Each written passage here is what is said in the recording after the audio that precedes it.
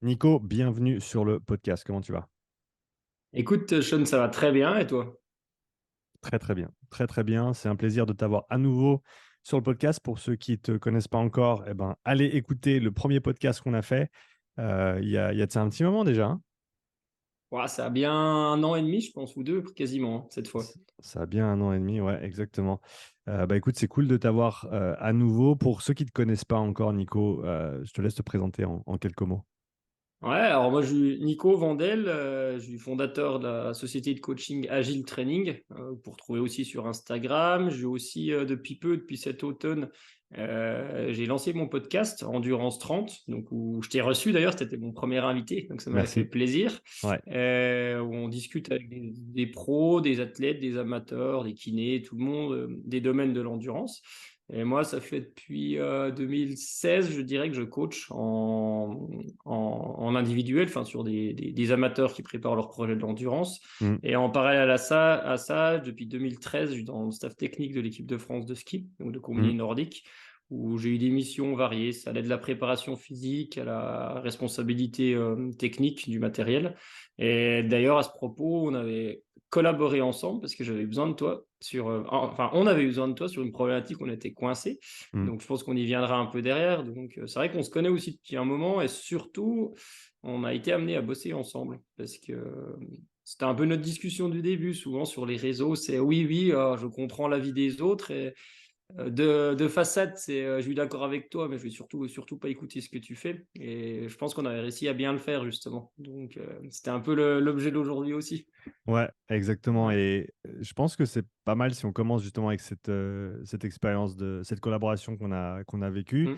Donc, je te laisse mettre en place le cadre. Pourquoi est-ce que vous aviez fait appel à moi dans un premier temps? Ouais, bien sûr. En fait, on avait, un athlète où on n'arrivait pas à cerner certains problèmes qu'il avait. Il avait les jambes qui brûlaient assez régulièrement. Alors après, c'est un athlète, donc c'était avec l'équipe de France, hein, sur le coup, qui sortait de 2 saisons où c'était pas du surentraînement parce que le terme est un peu élevé, mais en tout cas du surmenage. Hmm, Et l'idée, c'était de construire avec lui quelque chose pour le remettre d'aplomb. hmm, Ça venait petit à petit. Arrivé à l'automne, il y avait ce problème qu'on n'arrivait pas à résoudre. hmm, Et moi, je suivais déjà ton travail à ce moment-là, notamment sur le Moxie. hmm, Et du coup, ce qu'on avait mis en place, c'était que tu étais venu le tester avec le Moxie, avec le VO2 Master aussi, hmm. et avec ton spiromètre au repos. C'est ça qui nous avait beaucoup aidé justement là-dessus. Et pour la petite histoire, ce qu'on avait fait, tu étais venu, tu avais adapté ton protocole à notre propre protocole à nous, qui était un test incrémental de lactate, parce qu'on bosse depuis longtemps avec ça. Hmm. Et l'un dans l'autre, nous, ça nous avait permis d'identifier un problème sur lui qui était une... Attends, je vais fermer WhatsApp, qui était une hyperventilation, entre Hmm. guillemets, même sur des zones de, enfin ce qu'on appelle DT1, mais de la zone 2, comme toi tu peux l'appeler. Et derrière, en fait, on est arrivé derrière, à partir des analyses que tu as fait, des préconisations. En fait, on lui a proposé d'aller explorer cette zone d'hyperventilation de temps en temps. Et c'est marrant parce que sur quelque chose qui était ultra profilé, ultra calibré, la solution que moi j'avais mis en place derrière, c'était quelque chose de pas du tout calibré. C'était sur certaines séances, en fait, va chercher l'hyperventilation. Quand il y est, tu t'arrêtes, tu récupères, tu continues ton entraînement, tu y retournes et en fait, tu vas appréhender cette zone. Mais en tout cas, ça nous avait été quand même pas mal utile sur ça. Et après, on a aussi mis des petits exercices hors contexte au repos à faire de respiration qu'il avait plus ou moins fait.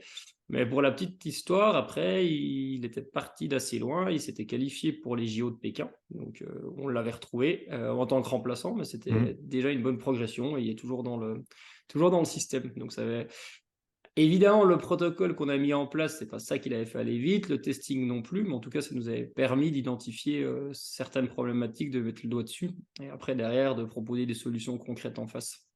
Ouais, bah écoute, en tout cas, c'était une super expérience pour moi. C'était une de mes premières interventions dans un cadre d'équipe sportive, Mm. en collaboration avec d'autres coachs et hors de mon contexte à moi, qui est en général la Mm. salle de sport.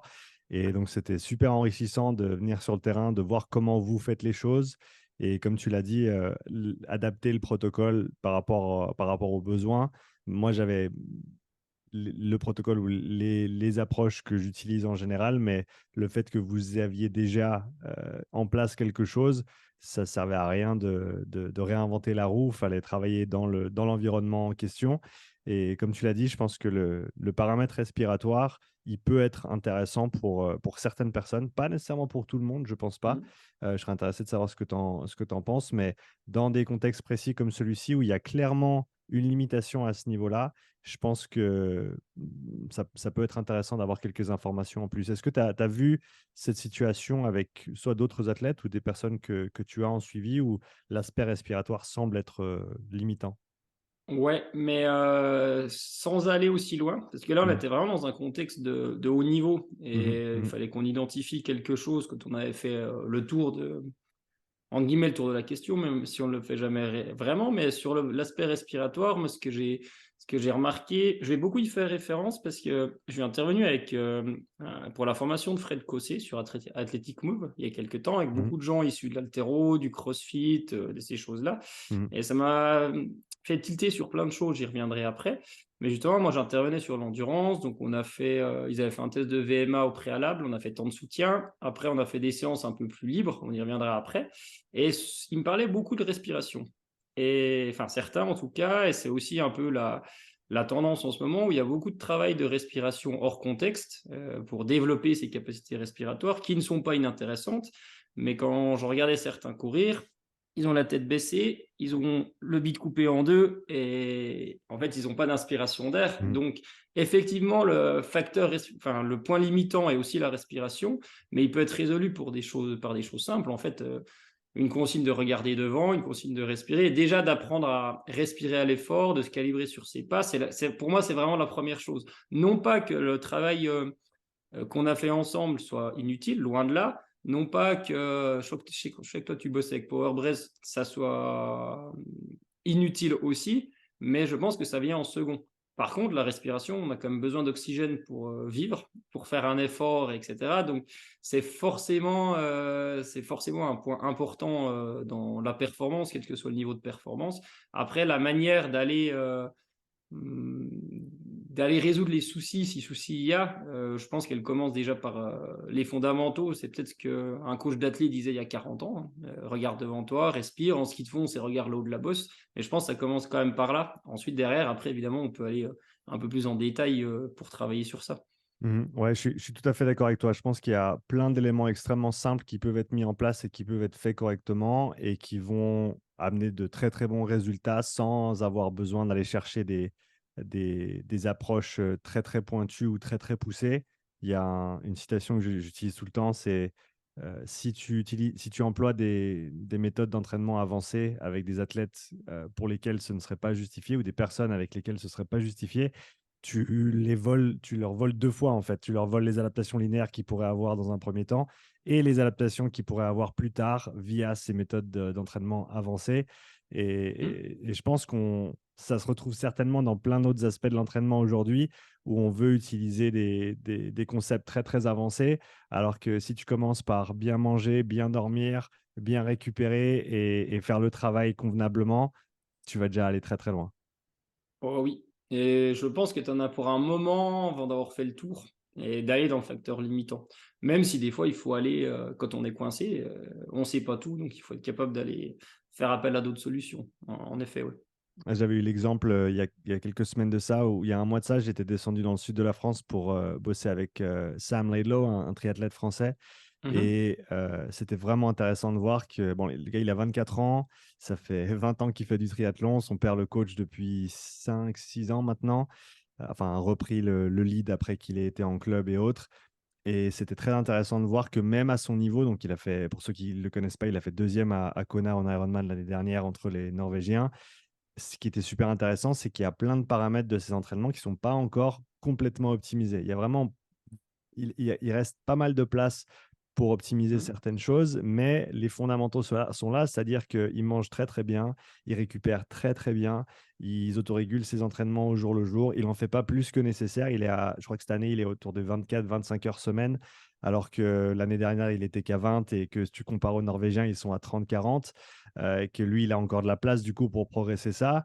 Mais il y avait plein d'éléments qui ressortaient où, par exemple, jusqu'à l'année dernière, il n'avait jamais fait de test aéro pour son vélo. Il y a plein de petites choses qui restaient encore optimisées. Qu'est-ce que, on a parlé de deux, trois éléments, mais qu'est-ce que toi tu vois comme éléments fondamentaux que tout le monde devrait mettre en priorité dans leurs entraînements et autour? Ah, je rebondis sur ce que tu viens de dire parce que je le connais pas, mais dans sa construction, ça veut dire qu'il s'est laissé une marge de manœuvre. C'est ça. Et ça, ça reste fondamental parce que si tu optimises dès le début, alors qu'il n'y a pas grand-chose à optimiser d'ailleurs, Mm, bah tu te voles toi-même deux fois. Toi, je mm, reviens sur mm, ce que tu as dit mm. derrière. Et la première chose pour moi à dire, et toi, tu insistes beaucoup là-dessus, même si moi, je n'ai pas cette appellation-là, mais quand toi, tu parles souvent de zone 2, donc là, on va beaucoup tourner autour des sports d'endurance, hein, même si on dévire un peu. Le premier levier sur lequel agir, c'est l'intensité d'entraînement à laquelle on s'entraîne. Mm. Et ce qu'il faut bien comprendre, c'est que quel que soit le sport, pour être bon, il faut s'entraîner le plus possible. Alors évidemment, tu prends l'exemple de ton triathlète, il est encore pas à 35 parce qu'il se construit et pour arriver à 25, il faut déjà arriver à 20. Pour arriver à 20, il faut déjà arriver à 15 et cetera. Mais la finalité, ça reste quand même de s'entraîner le plus possible par Mm. rapport au temps qu'on a à disposition. Évidemment, quelqu'un qui a 3 créneaux dans la semaine, mais même quelqu'un qui a 3 créneaux dans la semaine, il y a 52 semaines, s'il y va 3 fois par semaine parce qu'il manage bien son entraînement, ça sera beaucoup plus efficace que s'il y va en moyenne 2 fois par semaine parce qu'il s'entraîne trop vite, parce qu'il s'entraîne trop fort. Donc pour moi, la première chose, c'est la fréquence et le volume qui en découle de l'entraînement. Et cette fréquence et ce volume d'entraînement, en fait, ça, tout simplement pour pouvoir le faire, en fait, il faut gérer son entraînement correctement. Et qu'il dit le gérer correctement, c'est pour moi avoir une énorme part de basse intensité qui permet simplement d'y retourner le lendemain. Et je donne souvent l'exemple, c'est que si tu t'entraînes toujours trop doucement, entre guillemets, ton objectif, si tu es au départ d'un marathon, tu vas quand même pouvoir y aller, ton marathon, tu vas le finir. Tu vas Mm. pas le finir vite, mais en tout cas, tu pourras le finir. Mm. Si tu t'entraînes toujours vite, toujours trop vite, trop souvent trop vite, tu as déjà beaucoup de chances de pas être au départ. Ouais. Et évidemment, si tu t'entraînes souvent doucement et de temps en temps vite, tu Mm. as encore plus de chances que ça se passe bien le jour de ton marathon. Mais c'est un raisonnement par l'absurde, mais gérer les intensités, c'est vraiment quelque chose qui est fondamental pour moi dans l'endurance. Et, c'est prouvé, reprouvé, je dirais pas scientifiquement parce que ils sont allés observer ce qui se passait sur le terrain, mais en tout cas, c'est beaucoup prouvé sur le terrain. Alors bien sûr, tu as des contre-exemples de gens qui s'entraînent beaucoup à haute intensité. Est-ce qu'ils seraient pas meilleurs en s'entraînant à plus basse intensité? Je sais pas. Est-ce qu'ils sont clean? Je sais pas, parce que sur des sports olympiques, alors je vais pas dire que le dopage, on est épargné, loin de là, mais il y a des contrôles, il y a des statuts d'athlètes de haut niveau, il y a du suivi longitudinal. Sur d'autres disciplines non olympiques, par exemple, il n'y a pas ou peu de contrôle. Mm. Donc des fois, on va regarder ce que font des gens. Effectivement, ils se mettent peut-être au carton tous les jours ou pas, parce qu'il y a les réseaux sociaux. Mais qu'est-ce qu'ils font derrière? Qu'est-ce qu'ils prennent derrière? Il faut aussi rester mesuré par rapport à ça. Ouais, parce que comme tu le cites bien ici, la basse intensité de manière générale, peu importe comment on l'appelle, entre autres, ça va nous permettre de mieux récupérer, de mieux tolérer la charge d'entraînement, chose que font aussi les produits dopants. Ouais. Donc, si, Alors, théoriquement, si tu fais plus de travail de basse, alors pas seulement, mais certaines adaptations, par exemple, si tu vas faire un camp d'entraînement en altitude, tu vas avoir des améliorations en termes de transport d'oxygène. C'est des choses qui peuvent être faites de manière avec des produits exogènes également pour améliorer ces paramètres-là. Mais il n'empêche que cette basse intensité, en gros, ouais, ça te permet de t'entraîner plus et de mieux récupérer de ce que tu fais. ah ouais, et dernièrement, il y a eu le cas, il y a eu un haltérophile chinois qui s'est fait choper à l'EPO. Tout le monde, Après, mais ça ouais. sert à rien, machin, machin, mais je suppose qu'il a fait ça pour s'entraîner plus. Alors, c'était tout à fait. J'avais fait une vidéo là-dessus et c'était mon hypothèse aussi. Après, j'ai cru comprendre que c'était un peu le bordel dans la fédération chinoise d'haltérophilie, qu'il est un petit peu vieux et qu'il prenait Mm. un peu il faisait un peu de l'ombre aux jeunes nouveaux qui arrivaient et qui avaient des chances. Du coup, c'était pas impossible que ce soit un coup interne pour faire en sorte qu'il se fasse voter. Enfin, bref, j'ai pas Mhm. beaucoup d'informations là-dessus. C'est littéralement une ligne que j'ai lue quelque part. Mais quoi qu'il arrive, oui, ce serait complètement cohérent pour moi dans un sport comme l'haltérophilie et on le sait, hein, les résultats en compétition, en haltérophilie, en force athlétique, peu importe le sport, le volume d'entraînement, le tonnage annuel pour ces haltérophiles est hautement corrélé aux performances sur la plateforme. Donc, si tu peux t'entraîner plus, donc qui dit s'entraîner plus dit récupérer plus aussi, ça va t'aider dans tes performances. Donc, non, je pense que ce serait pas complètement aberrant de voir des produits dopants tels que les PO dans des sports qui ne sont pas des sports d'endurance. Oui. Bon, après, on va partir du principe qu'on fait les choses proprement, que les gens qui nous écoutent font les choses proprement, sinon Oui, vous pouvez raccrocher me concernant.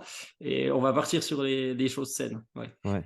Ouais, donc un truc que tu as dit tout à l'heure, c'est oui, il faut contrôler les intensités, et ça, je suis 100% d'accord avec toi. Je pense que c'est certainement une des plus grandes erreurs qui sont faites quand on s'entraîne soit dans un sport d'endurance ou pour développer sa condition physique, c'est la gestion de l'intensité qui est pas optimale. Il y a aussi le paramètre de régularité que tu as mentionné qui, je pense, n'est n'est pas assez cité. Hein, parce que, Mhm. ouais, d'avoir 3 grosses semaines d'entraînement, c'est cool, mais si derrière, tu en perds 2 parce que tu es tombé malade, tu es parti en vacances, tu n'as rien fait, ben, au final, sur ton année, ben, tu perds des semaines d'entraînement et cette régularité, elle est extrêmement importante et surtout, plus ton niveau est haut et plus le désentraînement s'effectue rapidement. Ah, bien sûr. Bien sûr, et même sur des plus petits niveaux, quand on est dans une optique d'hygiène de vie, on va appeler Mhm, ça comme ça, mhm, avec finalement, moi j'ai le cas de certains clients ou clientes que je coach, l'Eco-Trail de Paris, les 18 km, c'est aussi un prétexte pour structurer son activité physique et avoir une hygiène de vie sur 3, 4 mois, etc. Une fois que c'est atteint, on en fait un autre. mhm. Et ben, dans le cas d'hygiène de vie, plus on mobilise son corps souvent, meilleur en santé on est. Si on le fait intelligemment, en tout cas. Donc, c'est sûr que pour moi, la fréquence, c'est la base. En découle le volume, évidemment, Ouais. mais la fréquence d'entraînement, pour moi, c'est vraiment la base. Après, derrière, je pense que quand tu réfléchis à un système d'entraînement, en tant que coach ou en tant que personne, ben, tu vas dire qu'est-ce que je mets en place pour pouvoir m'entraîner à chaque fois que je peux. À chaque fois que j'ai le temps d'y aller, à chaque fois que j'ai envie d'y aller, qu'est-ce que je mets en place pour y aller? Et souvent, je donne l'exemple, moi, quand je programme, quand je fais un cycle, je place mes séances clés qui vont me permettre, ou qui vont permettre aux gens que je coach, en tout cas, de se préparer à l'objectif. Et je construis autour en disant, bah, pour arriver à faire cette séance clé dans les bonnes conditions, je mets ça. Et pour récupérer de ma séance clé, bah, je mets ça derrière et ainsi de suite. Ça marche pas tout le temps. Et il faut quand même le poser sur le papier, en tout cas. En parlant de basse intensité, quel est l'intérêt, à ton avis, de la marche, de Mmh. la zone 0, la zone 1? Quelle place elle prend dans un contexte de santé et ensuite quelle place elle prend dans un contexte de performance? C'est une bonne question. Si j'avais jamais, j'avais pas beaucoup réfléchi en fait à ça, parce que moi j'ai quand même beaucoup plutôt, sans parler de l'équipe de France, mais sur les autres, des gens qui courent. Donc, Mhm, sur le début, je vais considérer, moi ce que j'appelle easy run, donc des footings vraiment tout doucement. Chez quelqu'un qui court régulièrement, donc peut-être que ça peut être de la marche chez quelqu'un qui fait un peu moins régulièrement. mhm, L'intérêt en fait, il est double pour moi. Le premier en fait, c'est déjà c'est la régulation du système nerveux. mhm. Parce que quand on va doucement, on le sait maintenant, un système nerveux autonome, orthosympathique et parasympathique. Et une activité très douce comme de la marche ou un footing vraiment facile ou du vélo facile ou du yoga, tout ce que vous voulez, ça va activer le système nerveux parasympathique. Donc simplement, ça va permettre aussi de récupérer. C'est le premier intérêt. Et le deuxième intérêt qui est pas négligeable, on va revenir à la marche par exemple, euh, ou la course facile dans un autre cas, c'est qu'on va augmenter le volume d'entraînement bêtement, sans se rajouter des énormes contraintes. Donc derrière, quelqu'un qui est en conditionnement physique général, eh ben, s'il va marcher une fois de plus 30 minutes par semaine, il aura augmenté son volume d'entraînement, même s'il ne vise pas les JO, une Mhm. fois de plus par semaine. Ça a un nom. Alors maintenant, la grande mode sur les réseaux, c'est un cheat code pour maigrir. Oui, si tu veux, mais marcher, on a fait pour ça. Enfin, faites-le dès que le vous pouvez. Prenez-le pas comme un cheat code. Hein, marcher, ça fait du bien. Mhm. Ça, on prend l'air, etc. Je sais pas, nous, nos grands-parents, je sais pas, ils allaient marcher, ils allaient jardiner. Enfin, c'était spontané, mais C'est ça. c'est rien de logique. Mais pour moi, c'est un réel intérêt d'avoir des séances très faciles. Et je pense sincèrement Et j'ai un peu fait l'erreur dans le coaching avant, chez les amateurs en tout cas, et j'ai en train d'y venir de plus en plus. Les jours faciles doivent être vraiment très faciles. C'est-à-dire que de plus en plus, je réfléchis à… Alors avant, j'avais peu de jours difficiles, hein, mais j'avais aussi des jours modérés, quelques jours faciles, et maintenant je réfléchis de plus en plus à avoir des journées qui sont pas de repos total, mais qui sont très faciles. Et la marche peut en faire partie, par exemple. Et je discutais avec une fille qui fait de l'haltéro à un niveau français sur certains lifts et européens sur d'autres. Mm. Et eux, ils ont souvent des marches en fait en sortie de séance haltéro pour faire redescendre la pression. Et Mm. Ce qui serait voilà mon bien, avis là-dessus. Ce qui Ouais. serait bien complémentaire du coup à l'intensité des séances d'haltéro qui sont Mm. dans le nerveux, dans le sympathique. Et ça te Mm. permet de contrebalancer tout ça. Je m'étais rendu compte à quel point je me déplaçais peu après le mois de décembre où j'avais très peu de coaching l'année dernière. Alors, quand j'avais mes séances de coaching, j'étais partout dans la journée, tout le temps hors de la Mm. maison, donc je bougeais beaucoup. Mais depuis que je passe plus de temps à la maison, je me force à sortir et aller faire mes 10 000 pas par jour, ce qui fait Mm. à peu près 8 kilomètres si je ne me trompe pas, 1h15, 1h20 Mm. de marche en général. En plus, on fait un petit challenge à l'heure actuelle avec ma femme et des amis et ça fait partie des points qu'on peut acquérir tous les jours. Donc, avant de te parler ici, je suis sorti marcher une demi-heure et je sortirai plus tard encore une fois. Et c'est vrai que c'est des petits moments qui, alors, au niveau athlétique, je ne sais pas si je décrirais ça comme des séances d'entraînement, mais Non. je pense que même c'est des bons moments pour prendre l'air, pour changer un petit peu. T'es pas au travail, t'es pas non plus en train de te mettre dans le dur à la salle ou à l'entraînement. Je pense que c'est peut-être un entre-deux qui nous manque un petit peu dans notre société en 2023 qui est très sédentaire. Et je veux dire, je dis pas ça en pointant du doigt, hein, mais je pense que des athlètes sédentaires, il y en a plus d'un qui passent 8 heures assis au bureau et qui font 1 heure de sport le soir. Est-ce qu'une heure d'activité physique dans la journée en tant qu'être humain, comme tu l'as dit, on sait qu'on est fait pour bouger, on est fait pour marcher, on est fait pour accumuler tout ce travail physique au cours de la journée. Est-ce que c'est véritablement suffisant, quoi? Non, mais enfin, il y a deux choses que je trouve intéressantes dans ce que tu dis. Déjà, les 10 000 pas, c'est les recommandations de l'OMS. Hmm. Et il y a ça, il y a un nombre, je crois que c'est 4 heures d'activité par semaine ou 2h30 un peu plus intense. Mais même pour les gens, alors il y en a qui vont aller pinailler, bah, l'OMS, 10 000 pas, ça veut rien dire, machin. Mais ça a le mérite d'exister. Ouais. Et il y a des gars qui ont planché là-dessus.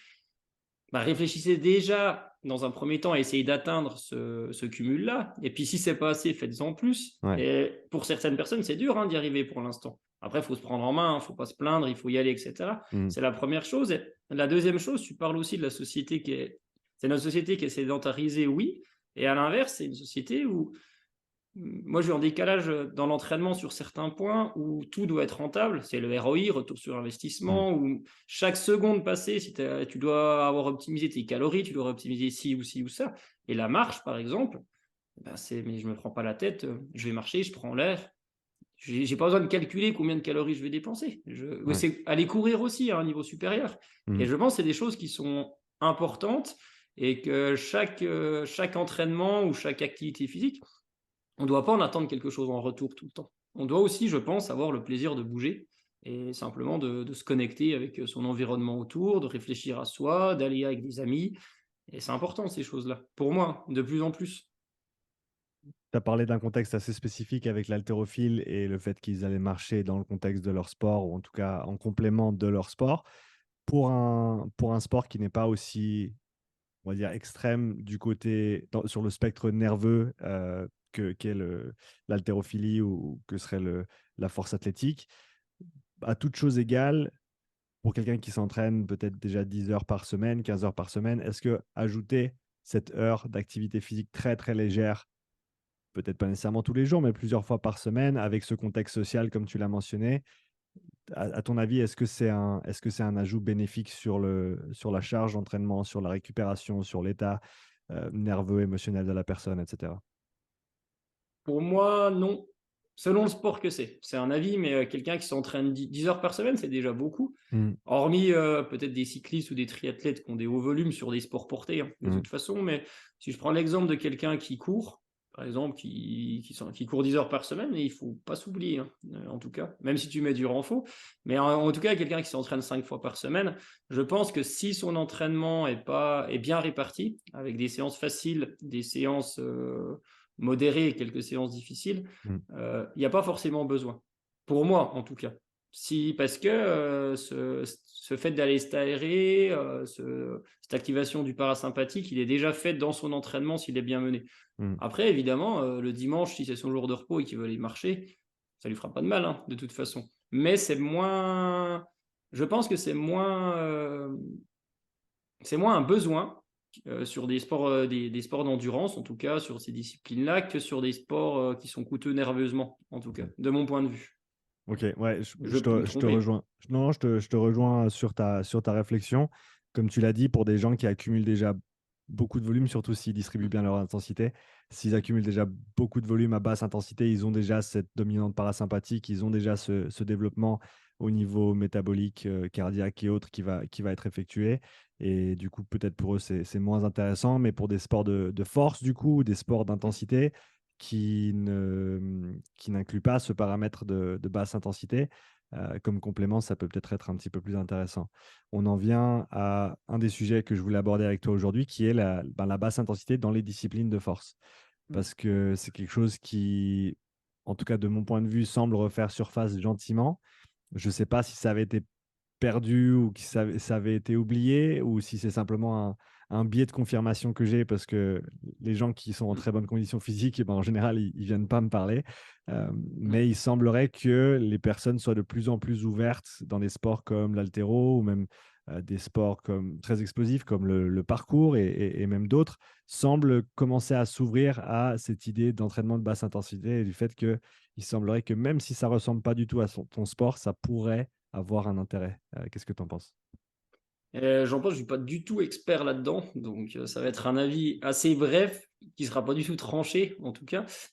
Forcément, la basse intensité, c'est une basse santé. Donc, je pense que sur un sport de force et un sport d'explosivité, l'intérêt, en fait, il est tout con comme dans tous les sports. En fait, pour pouvoir s'entraîner souvent, il faut être en bonne santé.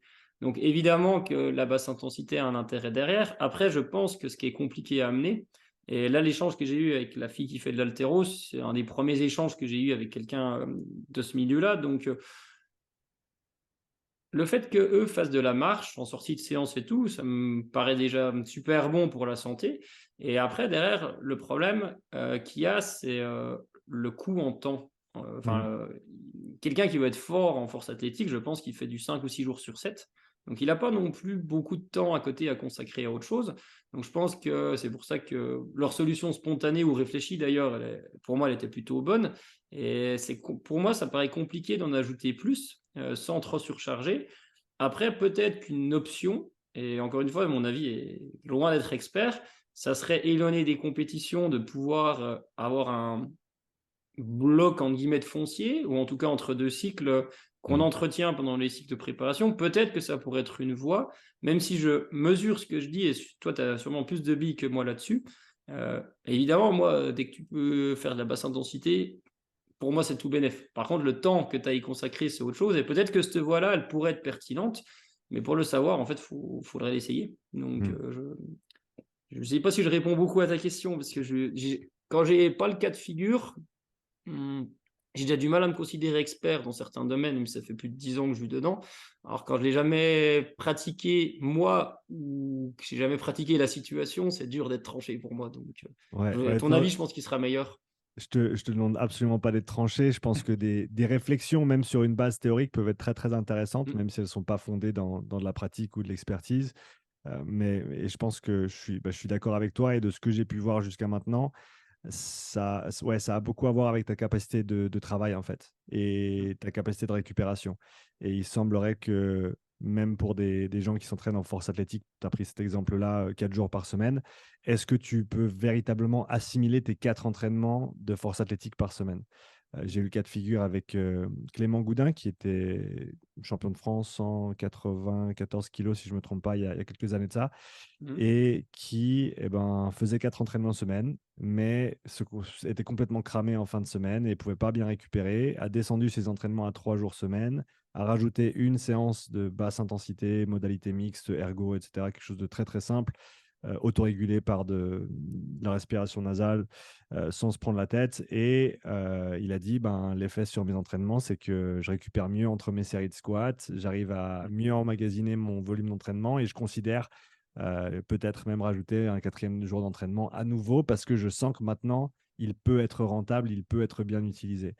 Et je pense que ça, c'est un cas qui est assez extrême avec la force athlétique qui est encore une fois très, très éloignée de la basse intensité. Mais ce qui moi, me parle, c'est que certes, ça ressemble pas au sport.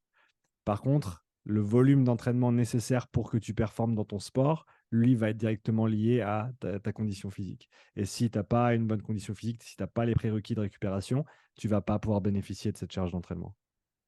Ouais, bah, on en avait parlé, j'avais reçu Rudy Koya, sur le podcast et il disait aussi avant, à l'époque, il disait, enfin il y a 10 ans, on sait rien. Bah, moi dès que je faisais du cardio, j'étais complètement rôti, donc le raisonnement, c'est le cardio servait à rien Ouais. et après, le recul, il a dit en gros, bah, en fait, c'est juste que j'avais pas de condition physique, donc évidemment le cardio me fatiguait. Donc c'est un processus sur le long cours et Ouais. après, des cas de gens qui veulent optimiser leur perf en force athlétique, c'est pas la majorité des gens et sur ces gens-là, il faut être, sûrement prudent, même si ce que tu as mis en place, je pense que évidemment ça fonctionne parce qu'il y a eu sur le terrain, ça permet d'augmenter la capacité de travail et de rajouter une séance, mais ça reste la même problématique que dans les sports d'endurance Mm. on n'a déjà pas toujours le temps de faire le travail énergétique, donc le renforcement, on y viendra après, quelle place on peut y accorder et comment on le fait. Et la parenthèse sur les modalités mixtes dont tu parles, c'est rigolo parce que je discutais euh, avec quelqu'un qui est dans l'encadrement d'un tennisman de top 100 mondial. Et il n'y a pas longtemps, on parlait de ça. J'en dirai pas beaucoup plus. Et lui, son travail à basse intensité, enfin, il n'aime pas le faire, etc. Et peut-être que dans un premier temps, des modalités mixtes, c'est d'avoir un circuit de training à basse intensité. Derrière, tu construis autour avec, bah tiens, pour t'échauffer, tu vas y courir un quart d'heure ou faire de l'ergo un quart d'heure. Hein, si le gars il fait 120 kilos, on va se calmer. Et derrière, bah, en récup, tu refais un quart d'heure et finalement, tu es dans un corps de séance qui est bien mené où tu as fait Mm. 1 heure de conditionnement à basse Mm. intensité et d'endurance générale. C'est sûrement moins bien dans l'absolu que d'aller courir. Je parle pour une condition générale, mais dans le contexte où c'est peut-être que c'est pertinent, c'est une piste de travail. Ça reste une piste sur une réflexion, hein, ça va pas plus loin que ça pour l'instant. Bah écoute, de ce que j'ai pu voir, je serais tout à fait aligné avec ce que tu dis là. Et j'ai eu le même raisonnement au début, dans le sens où on me demandait, ouais, mais est-ce que je peux faire 30 minutes? Est-ce que je peux faire 20 minutes? Est-ce que je peux faire 10 minutes? Et au début, si tu écoutes ce que disent les grands Manitou des sports d'endurance, c'est non, non, il faut faire 45 minutes, 1 heure minimum. En dessous, ça sert à rien. Mais après, encore une fois, ça dépend toujours de la personne que tu as en face de toi. Et souvent, je parle à des gens qui font zéro basse intensité et qui en ont Ouais. jamais vraiment fait de par leur discipline sportive, notamment des crossfitters ou d'autres sports très, très intenses et très, très explosifs. Et pour eux, j'ai trouvé que 20 minutes avant et ou après un entraînement, 2, 3 fois semaine, c'est très, très, très bien déjà. Déjà, s'ils arrivent à accumuler 1 heure à 2 heures par semaine sur 2, 3 mois, même si c'est en segment de 20 minutes, même si c'est en pré-échauffement et même si c'est en post-intensité, qui sont sur le papier pas des situations idéales, ça reste que c'est du temps et du volume qu'ils n'auraient pas fait autrement et que au final, ça leur est bénéfique. Ah, je te rejoins totalement et je pense que pour moi, l'étape d'après, ça serait d'arriver à un effort continu une fois dans la semaine de 30 à 45 minutes, ce qui est Mm. l'étape supérieure, mais il faut déjà Mm. commencer par là. Et peut-être que n'étant pas expert, je ne sais pas comment est construite une saison de force athlétique, mais éloigné de la saison, moi, ce que j'observe sur moi quand je m'entraîne, sur les gens que j'entraîne, c'est que quand tu repars un peu de zéro, moi, sortie d'hiver, généralement, je skie, mais pour le boulot, mais c'est juste pour pas être sédentaire. Enfin, c'est le boulot, j'ai pas le temps de faire grand-chose d'autre. il faut quand même 2 ou 3 semaines pour reprendre une condition acceptable, ce qui commence seulement à revenir pour moi là. Et s'il y a le temps derrière, c'est peut-être d'avoir un cycle de surcharge progressive à vélo, par exemple, Mmh. chez des gens, en se disant, ben, sur un mois, si j'ai le temps, encore une fois, les gens qui m'écoutent, qui sont spécialistes, vont peut-être dire, mais il me raconte n'importe quoi, mais je refais une surcharge où je fais un peu du circuit training, de l'aérobie, etc. Et cette base-là de 3-4 semaines qui nous amène en bonnes conditions, derrière le maintien, en fait, tu peux le maintenir un sacré moment avec ce que tu proposes derrière. Alors peut-être que ça serait une voie ou pas du tout dépend du contexte, mais il y a des vrais bénéfices à avoir ça et quand tu as repris un peu de conditions physiques quand même, tu te sens quand même mieux, hein, dans tout ce que tu fais et ça, c'est Ouais. important. Non, c'est le cas de le dire. Est-ce que tu dirais que on a peut-être oublié un petit peu ce paramètre général de l'entraînement, en faveur du tout spécifique tout le temps? En tout cas, moi, ça semblerait que de ce que j'ai pu voir et alors oui, j'opère dans des disciplines qui sont assez jeunes, le MMA, le CrossFit, c'est pas des sports qui ont l'ancienneté des sports d'endurance. Mais il s'avère que, ben, les principes qui y sont appliqués, alors commencent à se rapprocher de ce qui se fait en sport d'endurance et dans les autres disciplines, un peu plus anciennes. Mais il semblerait que, ouais, c'est tout spécifique ou rien et que la phase de général, elle est passée par la fenêtre ou alors elle a jamais existé. Bah, c'est marrant, enfin ça me fait poser plein de questions, ce que tu dis, ça je reviens à ce que j'ai dit il y a peut-être 10 minutes en arrière, on parle beaucoup, mais tout doit être rentable. Ouais. Mais pourquoi? Qui a décidé que tout devait être rentable? Du marketing, des gens qui vendent des choses, et cetera et ça, c'est la première chose et plus ça va, plus moi, en tout cas chez les amateurs, chez les élites, c'est un peu autre chose encore que, mais chez les amateurs, plus je suis un en fait, moi, ce que je leur fais faire en renforcement, c'est minimum 2 séances par semaine, même si quelqu'un qui part un trail, un marathon, et cetera. 20 minutes. Toi, c'est l'inverse, de ta basse intensité là-dessus. Pour avoir une fréquence de sollicitation, s'il peut en faire 3, c'est encore mieux, Mmh. mais je fais de la PPG. Mmh. Je vais pas y chercher à faire de l'endurance de force quand quelqu'un, il va y courir 2 heures. Qu'est-ce que tu veux que je fasse avec, mon poids, le gars dans son salon? Ça marchera pas. Par contre, c'est de la PPG parce que je suis de plus en plus sceptique sur la notion de transfert et par contre, je suis convaincu du fait qu'on développe des qualités physiques générales, sur plein d'aspects qu'on est capable de mobiliser dans la pratique spécifique.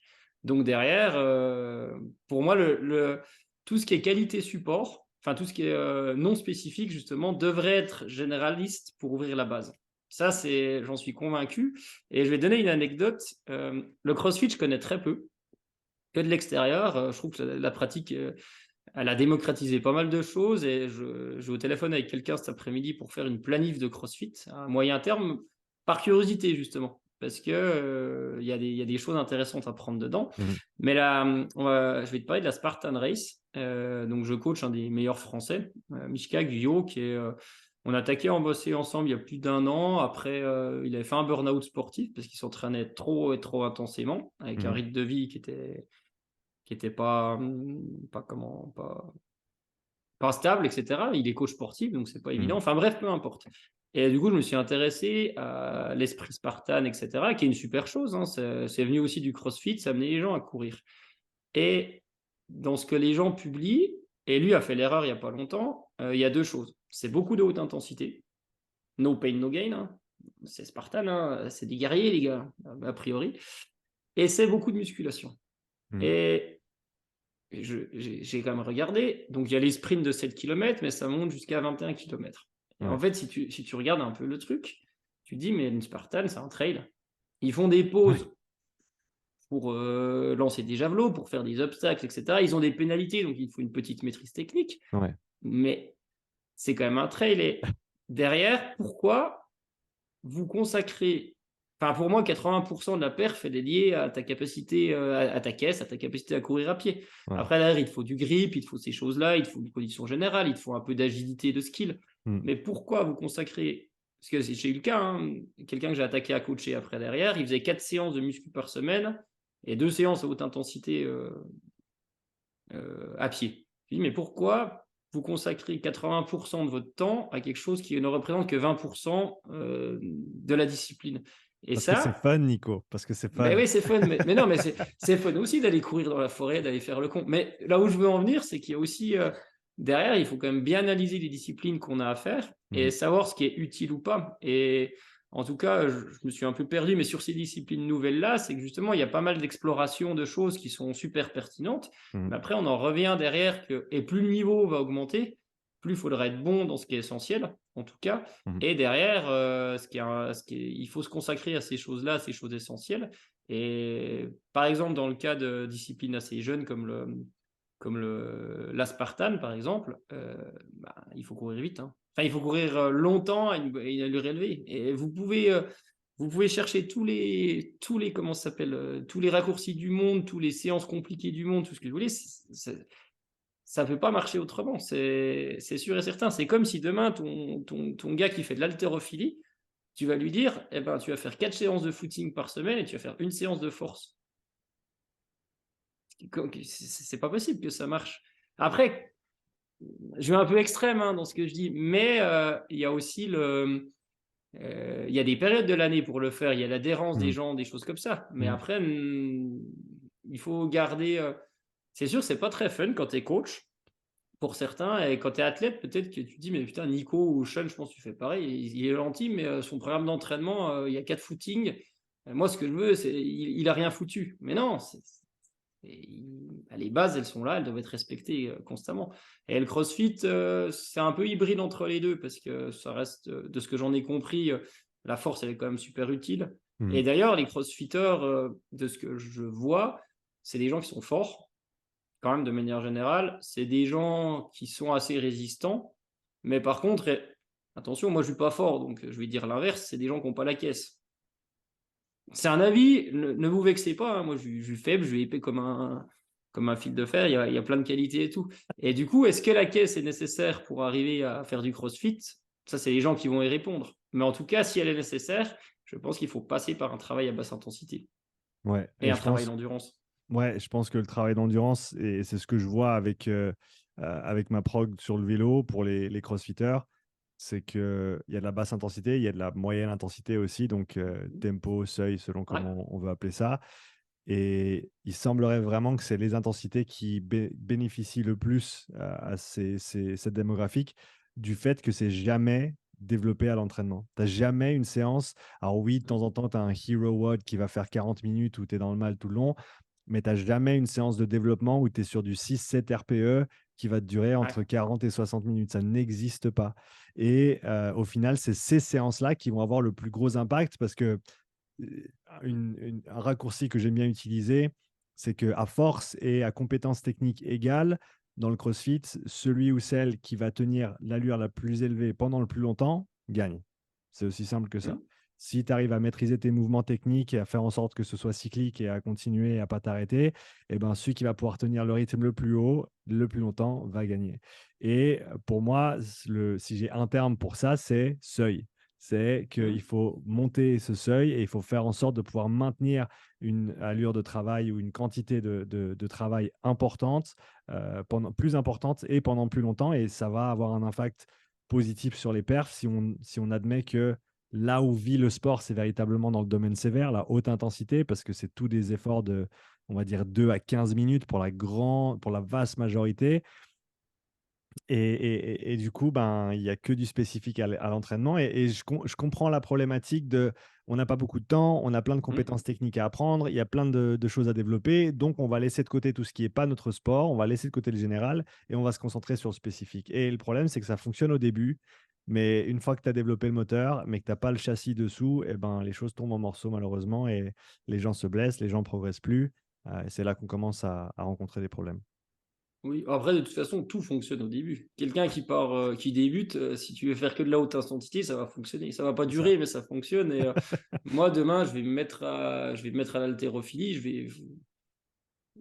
Enfin, je vais pas le faire, mais si je m'y mets, je vais forcément progresser parce que je Ouais. pars de très bas. Mhm. Donc après, Mhm. c'est sûr que tout fonctionne aussi au début. Après, c'est sûr que sans du tout expert là-dessus, le CrossFit, je pense que ce qui est compliqué, vu que c'est un sport qui est quand même complet, qui nécessite beaucoup, beaucoup de qualité, bah forcément, c'est dur d'arriver à tout faire. Ça, je le comprends tout à fait. Mais pour reparler d'aspartame, par exemple, quand j'ai voulu monter dans la très haute intensité, alors, au début, j'étais beaucoup au tempo, parce que moi, Mmh, c'est des zones que, bah, justement, c'est des RPE de 7, mmh, tu élargis ta zone de confort parce que tu récupères beaucoup plus nerveusement en plus, donc tu peux ouais, retourner à l'entraînement. ouais, Tout allait bien, on est monté sur du lactique parce que je me suis fait avoir par le marketing, parce que lui s'est fait avoir par, oui, mais mes collègues, ils font tout à fond. Puis moi, je lui ai pas dit: «Mais ils vont bien moins vite que toi», mais bon, ça, j'aurais dû percuter et bref, on est dans le lactique et ben, bizarrement, ça a pas marché mmh, et quand on est revenu sur, des séances de haute intensité à plus basse intensité, donc ce que tu appelles moyen, moi, ça reste de la haute intensité, mmh. mais il est retourné dans une bande de santé et là, dans l'hiver, fin d'hiver, je dois l'avoir au téléphone, je lui fais pas sa prog l'hiver parce que son emploi du temps, il est un peu dissolu, donc Mmh. il fait un peu comme il veut. Mais il a recommencé à faire des circuits en 50-10 de renforcement qu'on n'avait jamais fait ensemble. Euh, c'est dur maintenant. Donc après, il faut prendre le temps de reconstruire. Donc Mmh mh. Mmh. attention à ce qu'on voit sur les réseaux et attention au marketing qu'il peut y avoir derrière sur certaines choses. Parce que c'est aussi plus vendeur de dire à des gens, vous allez venir sur une piste d'athlé, sur une piste de ski de fond, dans une salle où vous voulez, et puis vous en avoir pour votre en argent parce que vous allez vous dégommer la gueule, mais Ouais, ça marche pas toujours comme ça. c'est ça. Restons sur la Ouais, Spartan. pardon. Non, non, non, pas du tout. Restons sur la Spartan. Je pense que c'est un chouette sujet. Du coup, prenons un cas très, très concret. Quelqu'un a 4 jours, 4 heures, 4 heures et demie, 4 séances d'une heure à une heure et demie à dédier à leur entraînement pour se préparer pour une Spartan. À ton Mmh. avis, selon le moment de la saison, quelle est la meilleure organisation de ces différentes séances, que ce soit, comme tu l'as dit, hein, en course à pied, peut-être même un petit peu de vélo selon les moments de la saison, le Mmh. renforcement, le travail de compétences techniques spécifiques. Comment est-ce que tu vois la chose? Je il y a peu de, il y a peu de variations tout au cours de la saison, parce que moi j'aime beaucoup, chez les amateurs des programmations qui sont un peu linéaires, même si je mets des blocs, mais la Ouais, base, elle serait toujours la même. Tu parles de vélo, en fait, pour moi, c'est intéressant, mais pas indispensable s'il y a que 4 séances dans la semaine. ok. Parce que l'impact, articulaire à 4 séances, il n'est pas forcément toujours élevé. Ouais. Avec Mishka, il y a du vélo, par exemple, parce qu'il y a plus de séances dans la semaine, donc à un moment, ça permet de continuer à faire du volume en se reposant. Moi, quelqu'un qui a ces 4 séances, je ferais 1 à 2 séances hybrides, c'est-à-dire, un circuit de conditionnement suivi par la course à pied. Mhm, Ou s'il a pas le temps, d'ailleurs, je commence par la course à pied, comme ça je sauve mon temps d'échauffement et je vais courir dans la foulée. mhm. Je ferai ça 1 ou 2 fois dans la semaine, comme ça il travaille un peu ses qualités générales et il est quand même en mouvement pendant une demi heure. L'autre séance, je ferai des séances, d'intensité modérée de footing continu. On va dire qu'il a 4 heures, on va faire ça comme ça. Ouais. Allez, il a 3 fois 1 heure dans la semaine et 2 heures le week-end, si on fait simple. Je ferai une séance autour d'une heure à intensité continue. Alors au début, ça sera peut-être 45 minutes, après ça sera 1 heure. S'il a le temps d'une heure et quart, c'est encore mieux. Et après, la troisième séance, enfin avant le week-end, je ferai une séance à haute intensité au tempo, mais je le ferai pas toutes les semaines. Parce que 4 séances, c'est pas assez, pour moi en tout cas, en travaillant à côté pour se permettre de mettre une séance de haute intensité par semaine. Donc je le ferai peut-être une semaine sur deux ou 2 semaines de suite et une semaine derrière où je vais aller faire une séance facile, par exemple, ou une séance à intensité modérée, par exemple. Et le week-end, j'aurai un plan dans le cas de la Spartan Race. J'aurai un plan où j'irai de plus en plus vers une sortie longue. Donc en Mhm. début de préparation, bah, c'est peut-être 1 heure. Et en fin de préparation, ça sera peut-être 2 heures derrière, parce qu'un trail de 20 bornes, si tu vas pas courir 2 heures à l'entraînement, ça se fait, mais c'est pas forcément optimal. Donc moi, j'irai un peu comme ça. Et derrière, le renforcement, je te dis, si tu peux le caler dans 2 séances par semaine avant d'aller courir, c'est top. Et sinon, libère-toi une cinquième séance dans la semaine. Comme ça, c'est encore mieux, une séance de plus. Mais en gros, j'irai un peu comme ça et resterai prudent sur la haute intensité quand même, quoi qu'il arrive. Après, si on prend un format un peu plus court, tu as parlé des sprints qui sont autour des 7 km, c'est ça? Ouais, c'est 5 ou 6 kilomètres. 5 ou Ouais. 6 km. Du coup, dans quelle mesure ta planif changerait sur ce paramètre d'intensité dans ces formats-là? Pour moi, dans la répartition générale, ça ne changerait pas. Il y a moins besoin d'aller faire la sortie longue, mais la sortie longue permet quand même de développer l'endurance et la base de santé. Donc, elle n'empêchera pas en tout cas de courir les 5-6 kilomètres. Et surtout que les saisons Spartan, elles sont construites où au début, il y a des sprints et après, ça évolue. Donc, ils font un peu toutes les distances. Donc, ça, Ouais. je ne le changerai pas. Et après, sur le comment ça s'appelle? Sur la haute intensité, alors je vais aller à contre-courant, mais je commencerai quand même par le tempo, Mhm. justement. Parce que pour apprendre à se gérer pour plein de choses, c'est vraiment important.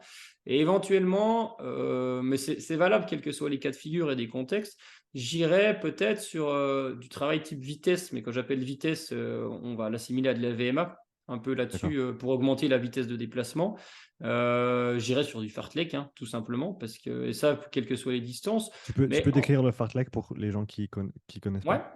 Alors le fartlek, comme moi je le conçois en tout cas, j'ai des cycles progressifs. Au début, on va faire, en fait, il n'y a pas de temps, de vitesse de déplacement. En tout cas, ça se fait plutôt en nature pour moi, ou si on est en ville avec des repères.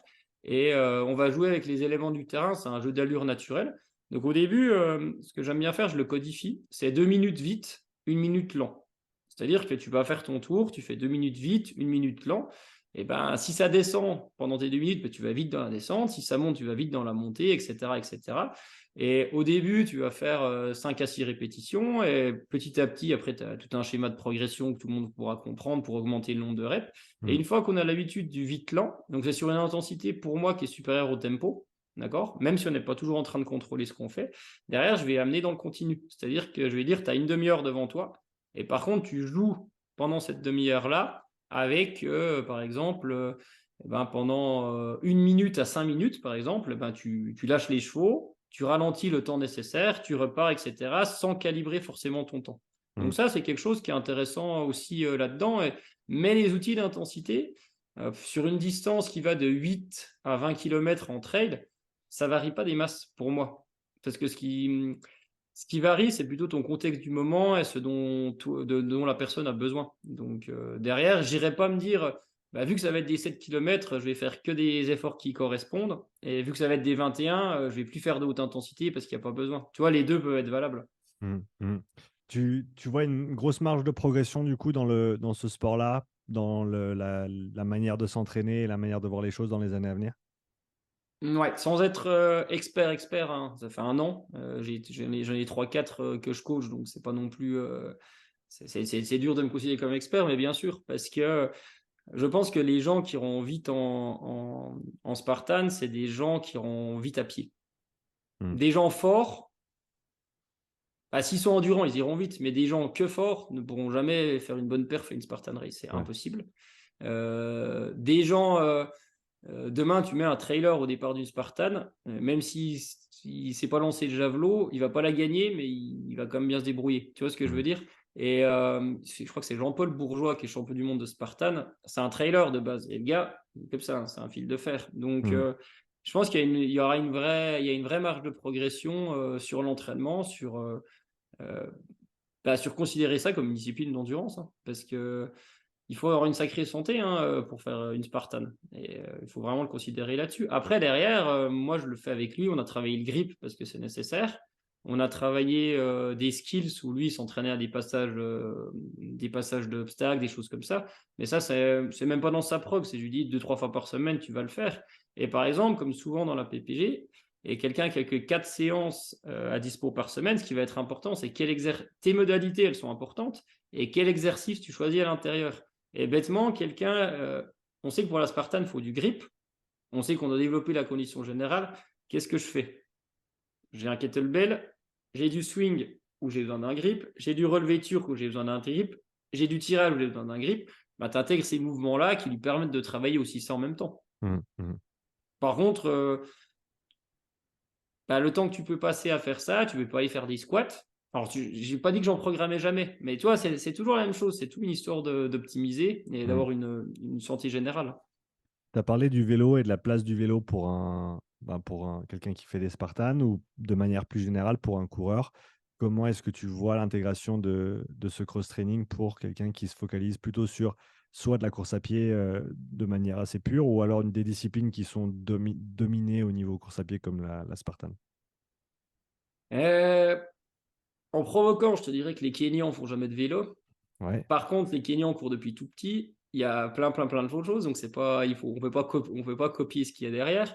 Je dirais que pour moi, le sport croisé, et j'inclus le renforcement musculaire d'ailleurs d'accord. dedans, les sports croisés pour moi sont indispensables dans le sens où ça développe la motricité générale. Mm. Donc derrière, être capable pour un coureur de faire du renforcement, d'être à l'aise avec son corps, c'est important. Et derrière, comment ça s'appelle? Pour le vélo, par exemple, quelqu'un qui s'entraîne beaucoup à pied, il y a quand même des chocs, il y a quand même des impacts sur la route, en trail, peu importe. Le vélo, en fait, permet de maintenir un volume d'entraînement, même d'augmenter un volume d'entraînement en limitant les impacts. Et Mm. ça, c'est quelque chose qui, pour moi, est quand même important. Donc, quelqu'un qui s'entraîne 3-4 fois par semaine, pour moi, c'est pas indispensable. J'ai pas dit que c'était mauvais, hein. J'ai dit que c'était pas indispensable. Quelqu'un qui va s'entraîner 6-7 fois par semaine, aller sur un sport porté, par exemple, chez un coureur, ça va être super intéressant. Et de même qu'à l'inverse, un cycliste, tout le monde n'est pas Lilian Calmejane qui fait des trails, mais il y en a qui font pas du tout de course à pied. Par contre, derrière, sur une base de santé, notamment sur une lutte contre l'ostéoporose ou sur des choses là, c'est quand même intéressant d'aller croiser ce sport par rapport à ça, en le faisant intelligemment. Mais Mm. pour moi, c'est une vraie vertu dans deux cas de figure quand on stagne, on relance l'entraînement de manière différente, Mm. et pour équilibrer la charge mécanique, si l'entraînement il est vraiment important. Et après, derrière, même quelqu'un qui a que 4 séances à faire dans la semaine, j'ai le cas avec quelqu'un qui est en reprise, et son objectif c'est du trail, tu peux très bien dire en reprise, je fais 2 tiers de vélo, 1 tiers de course à pied, je passe à 50-50 et j'arrive à 2 tiers et à 1 tiers, 2 tiers après. Ça, Mm. c'est aussi une modalité qui fonctionne bien. Mm. Est-ce que prenons le cas d'un coureur confirmé Ouais. qui emmagasine des volumes conséquents chaque semaine, est-ce que tu dirais que pour cette démographique-là, l'entraînement croisé, notamment avec l'inclusion du vélo, est négligé ou sous-utilisé? Alors, c'est dur de répondre à tout le monde. Je pense qu'elle est probablement sous-utilisée chez quelqu'un, Mm. mais je vais prendre des exemples que je connais pas parce que je les ai pas coachés, mais Kylian Jornet, Mm. Xavier Thévenard, des gens comme ça. Ils croisent très peu en saison. Par contre, l'hiver, ils courent peu au prorata. Ils font du ski, ils font des choses là. Donc, par Tu sais exemple, ce qu'il fait comme volume de course en hiver par rapport à en saison? c'est très, très, très, très peu. Mais je crois que c'est quasiment pas de course à pied, de ce que j'en sais. Ce qui Ok. marche pas chez tout le monde, sa compagne, Emily Fosberg, elle s'est rendue compte que si elle arrêtait de courir, ça fonctionnait pas. Mm. Mais en tout cas, si on prend une répartition sur l'année, leur entraînement, il est croisé, même si c'est Mm. du macro sur l'année. Et Ouais. je pense que euh, c'est dur à dire parce il y a autant de gens. Enfin, chez les élites, il y a autant de manières de s'entraîner que de profils. Et par exemple, là-dessus, Mathieu Blanchard, qui fait deuxième à l'UTMB, est un grand adepte du renforcement musculaire et il Ouais. croise aussi beaucoup. Ouais. Et peut-être Kylian Jornet, il fait bien moins de renforcement et il croise peut-être moins en saison. Les deux sont forts, hein.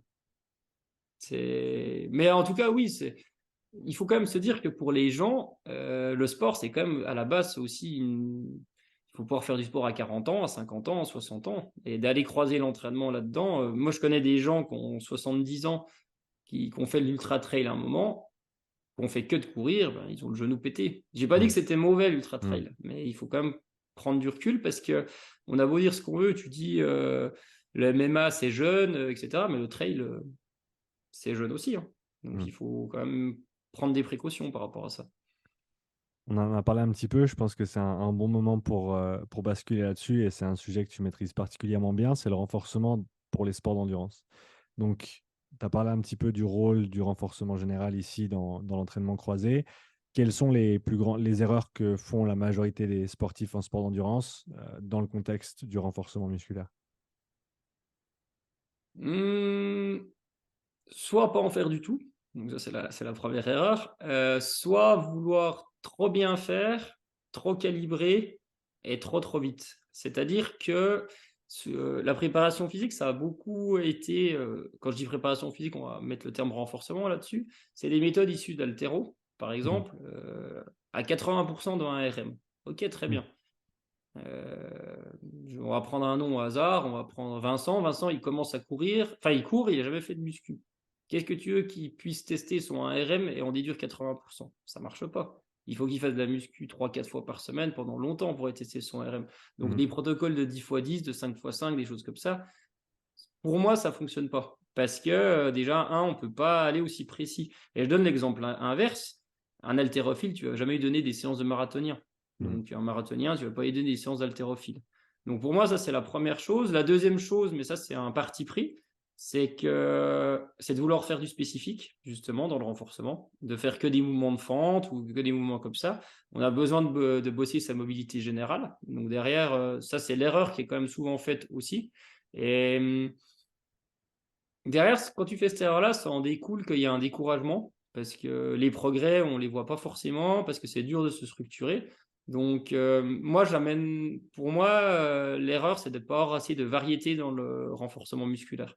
Il faut être capable d'avoir des cycles où tu as du conditionnement physique, où tu bosses sur des EMOM, du circuit training, peut-être de la force par moment si c'est nécessaire, sur des protocoles bien précis et pas trop cousus nerveusement, parce qu'il faut quand même de l'énergie pour aller. Mais l'erreur, pour moi, c'est à la fois de pas assez varier les modalités et de trop varier les exercices. Parce que pour moi, je reste convaincu, notamment chez un débutant, que plus tu multiplies les exercices, moins tu les apprends et moins tu es capable d'en tirer bénéfice. Donc derrière, moi j'ai souvent, si j'ai 6 mouvements dans une séance et dans un cycle, chez les gens que je coach, c'est vraiment le grand, grand maximum. Je suis plutôt à 4 en général. Et par contre, je varie, j'organise ma charge, c'est une notion de variété spécialisée, peu importe, autour de ces mouvements-là où je varie les modalités à l'intérieur de mes circuits pour qu'il y ait des variations d'une séance à l'autre ou à l'intérieur de la séance. Mais par contre, ces 4 mouvements, par exemple, ben, ils vont les faire souvent. Parce que si tu veux bien faire, il faut faire souvent. Il Est-ce que n'y a pas de secret. ce que tu veux dire par là, est-ce que c'est par exemple, tu vas faire du squat, une fois c'est avec une barre, une fois c'est avec un kettlebell, une fois c'est avec une haltère, une fois c'est au poids de corps, une fois c'est. Et tu Hmm. varies les intégrations comme ça, mais au final, tu as fait beaucoup de squats et du coup, le pattern de squat a été entraîné et employé et également diversifié du fait que tu n'as pas juste fait tous tes squats avec une seule modalité. Par exemple, alors c'est pas comme ça que je suis, parce que chez les gens, moi ils ont un kettlebell par exemple, ou Ouais. il y en a peu qui vont à la salle, mais bien sûr, c'est juste ce que tu dis. Ça serait une option. Alors oui, on va m'opposer que bah, si tu varies tout le temps, tu vas jamais être fort dans ton squat. Mais je m'en fous que tu sois fort dans ton squat. Je veux que tu sois fort dans ta vie et puis que tu puisses aller courir. Et non, où je le fais, où j'ai des dominantes. J'ai des focus où la dominante de ma séance, ça va être le swing. Et je vais Mm. faire des rappels de squat. La dominance de mon squat, de la séance suivante, c'est le squat et j'ai des rappels de swing. Mm. Je néglige surtout pas le haut du corps parce que le bas du corps est bien sollicité en courant. Mais tu sais, mouvement de genou avec une flexion, mouvement de hanche avec un swing, mouvement de tirage sur les bras, mouvement de poussée sur les jambes. Les gens maintenant, il y en a, c'est trop basique pour eux, c'est pas assez complet, c'est tout ce que tu veux, mais ça donne déjà une base pour faire un conditionnement physique général. Mm. Si tu retrouves ces 4 mouvements-là, pas forcément dans ta séance, mais dans ta période, ben, tu as peu de chances de te tromper si tu calibres bien tes chars et tu as peu de chances de faire des choses bien, mais enfin, tu as peu de chances de faire n'importe quoi. Et pour moi, pour redire ce que tu disais, ta solution en disant je varie les patterns de squat, bien sûr que c'est une solution qui peut marcher. Ou tu peux considérer qu'un squat et une fente, c'est la même chose. Alors, il y en a un qui Mm. est sur 2 jambes, il y en a un qui est sur une jambe, mais dans l'esprit d'un sportif d'endurance qui peut en faire que 2 fois dans la semaine, ah, c'est sûrement très proche aussi. Et Ouais. donc, tu vois, l'erreur, ouais, pour moi, c'est de vouloir trop bien faire, trop charger et finalement de trop se disperser dans le choix des mouvements parce que c'est sûr qu'on peut faire plein de trucs, mais il faut quand même rester focus sur l'essentiel, quoi. Je suis d'accord avec toi et moi, ça a été ma ligne de conduite pour le renforcement depuis très longtemps. C'est tu pousses, tu tires avec le haut du corps, tu squattes et tu fais un pivot ou un hinge avec le, Ouais. avec le bas du corps. En gros, chaîne antérieure, chaîne postérieure, en haut et en bas. Tant que tu prends bien soin de ta sangle abdominale aussi, côté, devant, par tous les plans de mouvement, en général, tu es déjà bien loti en termes voilà, de développement général. Et là-dedans, tu peux inclure de la variation de modalité, variation de répétition, de charge et autres. Mais au final, si tu as ces éléments-là dans une séance, tu peux difficilement te tromper et tu sais que, en tout cas, tu vas dans la bonne direction. Une chose que tu as mentionné tout à l'heure, qui est cette idée de garder presque ton renforcement éloigné de ta discipline sportive, presque volontairement, parce qu'on est dans le tout spécifique et tout le monde veut faire des trucs qui ressemblent à leur sport. J'ai une anecdote d'un gars que j'ai reçu sur le podcast qui s'appelle William Wayland, qui est spécialiste en préparation physique pour des golfeurs et des combattants MMA. Et j'ai lu un de ses posts sur Twitter récemment. Il disait je suis préparateur physique, j'y connais rien du tout au golf, mais mes gars et mes nanas, il faut qu'ils aient plus de muscles et qu'ils bougent plus fort et qu'ils bougent plus vite. Et si je peux les aider à faire ça correctement, eh ben, ça va les aider à faire du golf, même si ce qu'on fait à la salle ne ressemble en rien du tout à leur sport. Et je trouvais que c'était une belle image de se dire que bah ouais, pour que le renfort général soit bénéfique, il n'a pas besoin de ressembler à ta discipline sportive. Mais non, parce que tu vas progresser dans ta discipline. Le seul truc qui est spécifique, c'est ta discipline. C'est ça. Et donc, ton renforcement, il va t'aider à t'entraîner plus dans ta discipline. Je fais un Ouais, raccourci, mais la ouais. finalité, pour moi, elle est là, ouais. Est-ce que est-ce qu'à ton avis, il y a une place pour des mouvements de type haltérophilie dans une préparation pour des sports d'endurance? Bien sûr que oui, dans la mesure où sur l'haltérophilie, au-delà de, on va typiquement, enfin pour moi c'est pas la bonne approche de dire par exemple un arraché c'est le mouvement roi pour l'explosivité. Hmm. C'est vrai, mais l'intérêt de l'haltérophilie c'est surtout que ça, au niveau de la coordination motrice, au niveau de ces choses-là, c'est énorme en tout cas. Et il y a un vrai intérêt là-dessus au niveau du développement du schéma moteur. Après, il faut que le coach soit capable de d'éduquer sur le mouvement pour que ça Hmm. soit fait en sécurité, première chose, et Hmm. il faut avoir du temps à consacrer à l'apprentissage de ces mouvements. Donc Ouais. après, derrière, dans l'absolu, oui, et je ne serais pas choqué si quelqu'un, un athlète d'endurance, a le temps. Moi, je ne bosse pas comme ça, mais ça ne me choquerait pas. De dire pendant une saison, je fais de l'haltérophilie, en tout cas des mouvements d'haltérophilie régulièrement en termes de préparation physique et de renforcement. Ça ne serait pas du tout choquant par rapport à tout ça, justement. Parce que aussi, il faut mettre deux. Pour moi, c'est de la pédagogie de progression en parallèle. Il y a la progression dans son sport, où là, on va y aller comme ça. Et tu peux avoir très bien en parallèle une progression dans ta préparation physique générale, dans ton renforcement, qui est beaucoup moins exigeante, mais en tout cas qui suit une autre progression et au fil Hmm. des années qui va augmenter. Hmm. Donc, bien sûr, je pense que ça peut être intéressant si c'est bien coaché, si c'est bien amené, si c'est bien intégré. En saison, pour des coureurs, dans quelle mesure tu maintiens une certaine charge de renforcement musculaire? Je dis souvent la même phrase, hein, si ce que tu fais en préparation, tu ne le refais pas en saison, c'est que ça ne sert à rien. Donc, moi, je le maintiendrai tout le temps. Avec la même fréquence, avec la même charge? Tout dépend des contextes. Chez les amateurs, parce que je pense que c'est la majorité des gens, oui, quasiment, parce que moi, ma vision justement du renforcement, c'est des séances assez courtes qui sont pas coûteuses et Hmm. où derrière, ils peuvent aller s'entraîner dans la foulée. D'accord. Donc en gros, ouais, je le maintiendrai là-dessus. Des fois, je le fais sauter du renforcement et c'est pas en saison, justement, c'est souvent hors saison, quand j'ai besoin de faire un gros bloc de volume. Enfin, de placer un gros bloc de volume, à un moment, on peut pas tout faire quand même. Donc, sur une semaine, il va y avoir qu'une seule séance ou zéro.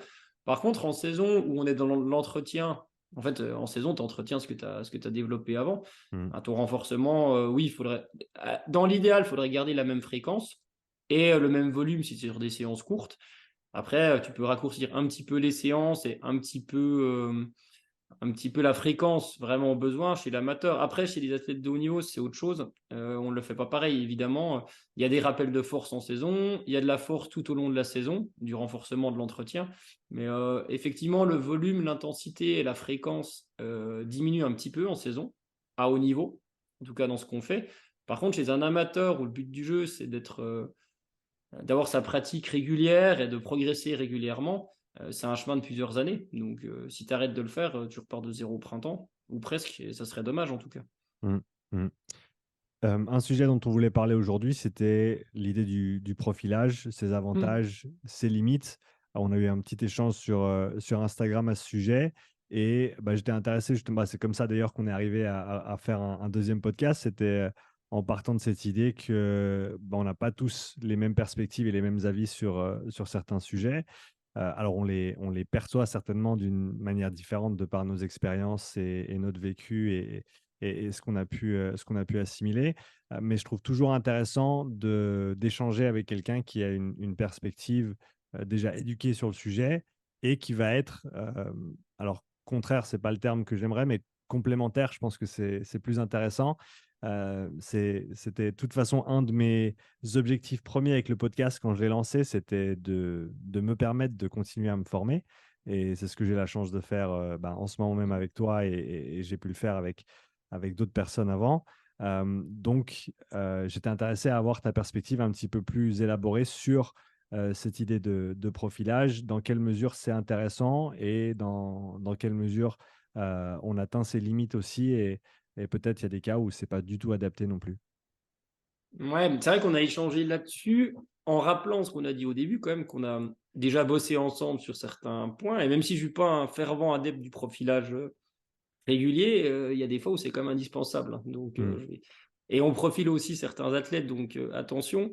Mais en fait, justement, toi, tu parles beaucoup de profilage avec beaucoup de protocoles. Et pour l'anecdote, en fait, moi, évidemment, quand tu coaches, tu as envie d'être meilleur coach. Donc, tout ce que tu fais, moi, ça m'aide sur plein de points. Même si je ne l'applique pas directement, ça rentre un petit peu tu sais, dans un coin de ma tête. Mmh. Et là, j'ai une anecdote. Donc, je reviens à Athletic Move et je dis aux gens, je rappelle, il y avait des kinés, des preps issus de l'haltéro, du crossfit, et je leur dis, même pour moi, prenez les baskets, allez dehors, découvrez, l'endurance, c'est ça, il n'y a pas besoin de machin. Et ben, j'en ai qui m'ont dit non. Ils ont besoin que ça soit calibré parce que leur éducation. Oui, mais. Et ça ne veut pas dire que. Moi, bien sûr, que ma perception, elle est comme ça, mais je me dis, mais les gens, chacun a son éducation, son mode de fonctionnement, Mmh. sa discipline qui interagit. Mmh. Et quand tu es coach, il faut quand même t'adapter et comprendre et faire preuve d'empathie avec les gens. Mmh. Donc j'en ai qui m'ont dit, et là ça m'a fait quand même tilt, je préfère être calibré sur mon ergo à faire exactement ça que que de pas avoir de consignes et puis d'aller au RPE ou à la fréquence D'explorer, cardiaque. ouais. Donc Ouais. ça m'a vraiment, à ce moment-là, ça m'a fait tilter. La deuxième anecdote, comme quoi je suis quand même ouvert. On a parlé, je fais juste une parenthèse, on a parlé de la variabilité cardiaque à la formation. Ouais. Et quelqu'un m'a dit, Elite HRV, c'est prouvé, ça marche, machin. Et moi, je dis, mais Elite HRV, ce qui est prouvé, c'est que le capteur marche et que ça te permet de mesurer ta VFC sur 1 minute et de donner, a priori, l'état de ton système parasympathique. Ça ne donne pas plus que ça. Ça ne donne pas tes valeurs de l'orthosympathique, ça ne donne pas le debout. C'est Mmh. juste prouver ça. Et du coup, au début, en tant que vieux con, je dis, bah oui, mais oui, ça te donne ça, c'est bien, mais c'est pas génial. Et pour l'anecdote, j'ai commandé un bracelet Whoop quand même, Ouais. que j'ai reçu là, parce que de l'extérieur, ça me faisait rigoler parce que c'était un gadget, mais je me mets à la place des gens et il y a des gens qui l'utilisent, il y a des gens qui ont des affinités avec ça. Et du coup, je vais faire 1 an pour essayer de comprendre s'il y a une plus-value, s'il n'y a pas de plus-value, etc. Et moi, j'aime bien chambrer, j'aime bien provoquer, mais il y a plein de trucs que je dis ou que je fais, les gens ils doivent se dire, mais lui, il est complètement con. Enfin, tu vois ce que je veux dire? Donc, je provoque, mais c'est toujours gentil. Mais pour en revenir sur ce profilage-là, moi, je pense que c'est vraiment en lien avec la perception que chacun a de la pédagogie. Mmh. Pour moi, hein, vraiment, et de la progression, parce que les deux, par exemple, on veut la même chose. On veut que les gens qu'on accompagne progressent. Ça, c'est la première chose. Sur le fond, sur la répartition de l'entraînement, sur le management de la charge, sur ces choses-là, je pense qu'on est quand même plutôt d'accord. Et après, je pense on différencie dans les modalités d'application pour accompagner les gens. Et encore une fois, je pense qu'il y a des gens chez qui ton système fonctionnera très bien, d'autres un peu moins, et inversement pour moi. Après, Mmh. il faut s'adapter à chacun, et il faut aussi se remettre en question par rapport à ça. Et peut-être que des gens où je suis un peu coincé, je me dis, bah, peut-être que si je les profile, ça sera peut-être un peu mieux. Mmh. Donc voilà pour introduire un peu ça. Ouais. Et du coup, même si c'est ton podcast, c'est moi qui ai posé la question. Quand tu justement, tu as 3 mois devant toi avec quelqu'un qui veut préparer, je sais pas si on prend un semi-marathon, on va vraiment le faire au plus simple, ou même 6 mois. Enfin, on Mmh. va prendre 6 mois, comme ça il y a le temps. Mmh. Toi, tu vas beaucoup utiliser le profilage, j'imagine. Pas nécessairement. Bon, alors, ok, mais tu vois comme quoi. Alors, dans quel cadre tu vas utiliser le profilage, justement? Ouais, écoute, mais c'est cool qu'on puisse en Ouais. discuter comme ça. Par rapport à ce que tu as dit tout à l'heure, par rapport à la démarche pédagogique du coach, par rapport à différents modes de fonctionnement, je suis 100% raccord avec toi. Il faut trouver la manière d'atteindre les gens avec qui on veut travailler et qu'on veut aider. Surtout s'ils opèrent d'une manière qui est sous-optimale pour leur situation. Donc, si par exemple, ils se mettent de l'intensité 365 jours par an et puis qu'ils se sentent fatigués et qu'ils ne progressent pas, tu m'entends Ouais. toujours? Ouais, ça a lancé de la musique, mais c'est bon, c'est bon. Tu peux aussi mettre une petite musique de fond Non, non, si c'est tu bon, préfères. excuse-moi. Pas de souci.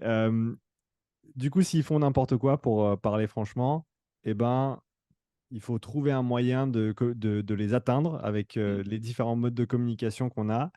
Et je suis tout à fait d'accord que pour certains, ça va être par le biais d'apprendre à se connaître et de mieux percevoir les sensations et l'effort. Et ça, de toute manière, même pour les gens avec qui je travaille avec beaucoup de data et autres, ça reste le premier outil que j'utilise quotidiennement à l'entraînement. Le RPE, Mhm. pour moi, c'est l'outil oublié un petit peu parce que, ouais, mais c'est subjectif, c'est pas objectif, nous, on veut des datas. Ouais, mais au Mhm. final, il n'y a que ça. Au final, il n'y a que le subjectif parce que tu vis au travers de ta performance. Et le bouquin de Alex Hutchinson sur le sujet qui s'appelle Endurance, il est absolument phénoménal sur ce sujet. Je suis convaincu que le RPE, c'est une mine d'or complètement inexploitée à l'heure actuelle parce qu'on veut des datas, parce qu'on veut du concret, on veut de l'objectif. Et j'ai déjà eu des personnes, même si c'est très très clair dans le travail que je fais que oui, on calibre avec peut-être du lactate, de la VO2, démoxy ou autre, mais après, l'autorégulation quotidienne, elle se fait à l'entraînement avec le RPE.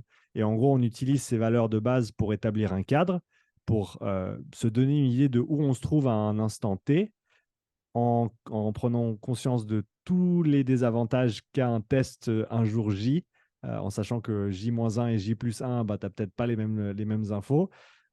Mais surtout pour des gens qui n'ont aucun repère au départ, ça permet de donner une base et de se dire, OK, là, on a un cadre et à peu de choses près, on va pouvoir comprendre comment on opère. Et sur cette base-là, on va développer notre perception de l'effort. On va apprendre à mieux opérer dans ces différentes zones d'intensité et on va pouvoir évoluer l'entraînement de cette manière-là. Donc pour moi, le profilage, pour répondre de manière un peu plus courte, il est intéressant surtout pour les gens qui ne se connaissent pas du tout et qui ont peut-être besoin de chiffres devant eux pour se rendre compte de quelque chose. Bah, il y a pas mal de sportifs dans le sport d'endurance, des cyclistes, des coureurs qui viennent me voir et souvent, eh ben, ils vont trop vite. Alors, je t'apprends rien, hein, je pense que Mhm. tu parlais de ça tout au début, la gestion de l'intensité, ça reste un des paramètres les plus importants et les moins bien appliqués, je dirais, à l'entraînement. Et je pense que dans ce cadre-là, un profilage, ça peut permettre aux personnes de se rendre compte que, ah ouais, je pensais que là j'étais bien, mais en fait non, j'étais tant de kilomètres heure trop haut, j'étais tant de watts trop haut. Et de se dire, ah bon, ben, ou peut-être juste de confirmer quelque chose ah ouais, mais là je sens que je progresse pas, je m'entraîne comme ça. Au final, pour moi, le profilage, souvent, il va simplement confirmer ce qu'on sait déjà de la personne, simplement en lui posant des questions sur, ah, toi, tu es plutôt fort sur tel type d'effort, ah, tu es plutôt bon sur tel type d'effort. Donc maintenant, avec assez de recul, les données que je collecte, elles vont permettre simplement de confirmer ça et de peut-être préciser quelques aspects de l'entraînement sur, ah ouais, on va plutôt travailler ça pour telle et telle raison. Et je pense que comme outil pédagogique, pour revenir à un terme que tu as employé, c'est extrêmement intéressant si les gens sont ouverts à ce genre d'informations. Par contre, je serais pas du tout convaincu de l'utilité d'un profilage avec une personne qui souhaite travailler uniquement avec son ressenti et qui ne se fierait à rien d'autre. Mais en même temps, je te dirais aussi, si la personne opère que par le ressenti, peut-être que de temps en temps, avoir une mesure interne, je vais même pas appeler ça objective, mais je vais appeler ça une mesure interne, ça peut être intéressant. Non, bien sûr, de toute façon, le profilage est intéressant. Et par exemple, avec, avec l'équipe de France, on a des tests de lactate pour déterminer des seuils, Mm. évidemment. Ça, on le fait. Mais par exemple, c'est pour ça que c'est vraiment une histoire de pédagogie. Alors, je vais raconter une anecdote sans passer pour un tyran, d'accord? Écoutez-moi, je l'ai fait dans un contexte particulier. J'ai commencé à bosser avec quelqu'un qui fait du trail et de la course sur route Mm. en janvier. qui voulait structurer un peu son entraînement et mais il court bien, hein. Là, il a mis 33 minutes à Annecy aux 10 km. Hmm. Alors que c'est pas un gars de route, hein, après Ouais, une grosse période de oui, mais c'est un gars qui court bien. On a pour plan d'aller sous une 10 au semi-marathon. On va y ok. arriver, hein, dans quelques temps, mais peu importe. Il s'entraînait toujours trop vite. Et avant, machin. Et j'ai pas pris du tout la même approche que toi. Et c'est pour ça que c'est marrant. Je le fais pas avec tout le monde. Ouais. C'est que lui, il s'entraînait toujours trop vite. Donc j'ai dit, OK, moi, je vais lui caler. Il s'entraîne 6 jours sur 7, on va dire ça comme ça, en bossant à côté. Hmm. L'idéal pour moi, 6 jours sur 7, c'est une séance de haute intensité par semaine, Hmm. etc. Mais au début, pour pas trop le bouleverser, j'ai mis 2 séances à haute intensité pendant 2 semaines de suite, plus une la troisième semaine, et ainsi de suite. D'accord. Et en lui disant, bien, juste tranquillement, les autres séances, tu vas tranquille. Donc, je voyais le truc venir. Il a fait ses séances à haute intensité. En plus, la vitesse type VMA, donc ça tape dedans. Il a Ouais. continué à faire ses footings trop vite. Qu'est-ce qui s'est passé au bout d'un mois et demi, en février, il est tombé malade. Parce qu'à force d'aller trop vite, il a, tu vois, la surcharge en fait nerveuse, etc. Ça a pété, il est tombé malade. Et depuis, il arrive à refaire ses séances d'intensité très vite et ses séances à basse intensité, il arrive à les faire doucement. Hmm. Parce que je l'ai aussi mis dans un cadre que j'ai essayé de contrôler et qu'il ne faut pas faire avec tout le monde, où il allait faire la connerie. Et derrière, bien sûr que s'il y avait un risque de blessure, des choses comme ça, je n'irais pas jusque-là. Mais derrière, en fait, il a perdu une semaine d'entraînement. Hmm. C'est pas la fin du monde quand tu as un projet à long terme. Hmm. Et derrière, c'était chez un gars qui était quand même expérimenté aussi, même s'il s'entraînait bizarrement. Et derrière, par contre, là où c'est intéressant, c'est que j'avais beau lui dire jusqu'à ce qu'il fasse pas l'erreur, il l'avait pas compris. Et il voulait absolument faire un test un profilage de lactate pour connaître sa VO2 et tout. Et il me dit, oh, j'ai un copain qui m'a parlé d'aller le faire à Lausanne, je sais pas quoi. Et qu'est-ce qui est apparu au test de lactate, c'est qu'il s'entraînait trop vite. Donc c'est vrai que là, ça a permis aussi d'appuyer là-dessus. Et c'est pour ça Ouais. que c'était complémentaire. Tu vois ce que je veux Ouais. dire? Ouais. Ouais. Et là-dessus, je suis pas du tout en train de dire que ça sert à rien. Par contre, dans la pédagogie, moi, j'utilise le profilage pas de la même manière. C'est-à-dire que je l'utilise plutôt chez des athlètes de niveau intermédiaire. C'est-à-dire qu'un débutant, justement, j'ai préféré le laisser aller faire explorer un peu, aller faire des erreurs, même si ça a des limites, hein, parce que des Hmm. fois, je me retrouve avec pendant 2-3 semaines quelqu'un qui s'entraîne trop vite, puis il faut rattraper le coup. Donc, Hmm. je suis d'accord que c'est pas parfait, hein, ce que je dis. Par contre, chez quelqu'un qui commence à se connaître, effectivement, j'ai pris l'exemple autrefois, un profilage, parce que c'est un profilage comme un autre, c'est test de VMA, test de temps de soutien, et tu calibres ses intensités à partir de là. Hmm. Et ça, c'est quelque chose que j'ai déjà fait chez les juniors en équipe de France, parce que c'est un niveau intermédiaire, que j'ai déjà fait chez certains amateurs que je coach, parce que ça permet, une fois qu'ils ont un peu appris à se connaître et tout, de mettre une allure sur une sensation. Tu vois ce que je veux dire? Et après, derrière, quand ils maîtrisent un peu ça, derrière, je reprends sur des séances où, moi, ça reste calibré, ma haute intensité, mais ça reste calibré beaucoup au RPE. Hmm. C'est-à-dire que c'est ton RPE de 7 ou de 7-8 ou de 8, jamais rarement au-dessus, parce que sur l'endurance, j'en ai pas besoin. Ouais. Et ça reste aussi, c'est ton allure que tu peux tenir 30 minutes, c'est ton allure que tu peux tenir 45 minutes. Et éventuellement ta fréquence cardiaque. Et encore la fréquence cardiaque, cette année, sur la quinzaine de sportifs d'endurance que je coach en Hmm. amateur, j'en ai que 3 où j'ai fait faire un test de max. Les autres, j'en Ouais. ai pas besoin pour Ouais. l'instant. Tu vois, c'est aussi, ça dépend de la relation que tu as avec l'athlète, ça dépend de plein de choses et ça dépend de la confiance qu'a l'athlète dans ton processus. Et sûrement qu'il y a certains athlètes où moi, si je leur dis dès le début, ouais, mais tu vas courir, machin, tu as RPE de 3-4, tu dois pouvoir parler, tu as haute intensité, tu vas un peu explorer, tu vois, si tu vas un peu trop vite, bah, tu iras un peu moins vite la fois d'après. Enfin, tu vois ce que je veux dire? Et il Hmm. y a sûrement certains athlètes qui vont me dire, mais il est complètement con. C'est pas ça que je veux. Moi, c'est qu'on me dise ce qu'il faut que je fasse, c'est pas en sortir. Donc, je conçois tout à fait les limites de ma méthode. En tout cas, ça fonctionne chez les gens que je coach, Hmm. avec parfois certaines limites. Et je te dis, j'ai 2 ou 3 cas où, si t'es pas en train de regarder en plus en détail ce qu'ils ont fait à l'entraînement, il faut rattraper le coup derrière. Et c'est vrai que c'est pas toujours rigolo parce que c'est aussi la personne qui galère derrière. Donc, après, moi, je coach de l'endurance qui est un long chemin de croix à long terme. Donc, Ouais. je pense qu'il faut passer par là. Ouais, non, je suis tout à fait d'accord avec toi et j'ai fait une petite vidéo tout à l'heure pour ma chaîne pour parler de la formation que je prépare justement Hmm. sur mon protocole de profilage au lactate. Et je l'ai dit franco dans la vidéo, c'est pas une recette magique et c'est de Mm, loin pas indispensable. Il y mm, a assez de médailles olympiques qui ont été gagnées avec un chronomètre en main et rien d'autre. Tu n'as pas besoin de ça pour t'entraîner correctement. Ça ne va pas remplacer, ça va pas venir gommer le fait que tu manges mal, le fait que tu dormes pas, le fait que tu t'entraînes n'importe comment. C'est pas une recette miracle. C'est un outil complémentaire qui peut servir à certains dans un but d'éducation, dans un but d'apprentissage de soi, de son corps, de comment les choses fonctionnent, mais ça ne remplace pas une méthodologie d'entraînement et des principes d'entraînement qui sont sains et qui sont fondés et qui sont appliqués de manière continue dans le temps. Ça, j'en suis absolument convaincu, donc je te rejoins à 100% là-dessus. Et donc, je pense qu'au final, on n'a pas grand-chose où on n'est pas d'accord par rapport à ça. C'est peut-être un outil que j'utilise plus que toi, mais ça ne veut pas nécessairement dire que je pense que c'est le truc le plus important. Encore une fois, tu as parlé du RPE et tu en parles pas mal. Je suis convaincu que le RPE, au final, est plus important que le reste. Après, et une chose que je pense, on peut marier les deux et même les trois avec mm. ce concept des 3 P de Steven Seiler. On a la performance, la physiologie et la perception. Et si on peut avoir ces 3 paramètres, donc par exemple en course à pied, on aurait une allure, soit une fréquence cardiaque, des valeurs de lactate ou autre, et ensuite un RPE. Si on peut avoir ces trois, on sera de toute façon mieux loti que si on en a qu'un ou deux. Et donc, idéalement, on peut avoir la triade idéale. Mais si on n'a pas ces trois-là, au grand minimum, on peut employer un pour s'informer sur l'autre. Ce que je veux dire par là, c'est par exemple les Norvégiens en triathlon qui ont utilisé l'hémoxie, utilisé le lactate, utilisé toutes ces technologies, pas juste parce que c'est des outils qui sont indispensables, mais parce que ça leur a permis d'affiner leur perception de l'effort et au final d'être plus performants et de savoir exactement ce qu'ils peuvent faire et qu'est-ce qu'ils peuvent tenir sur une certaine distance, sur une certaine séance d'entraînement et même en compétition.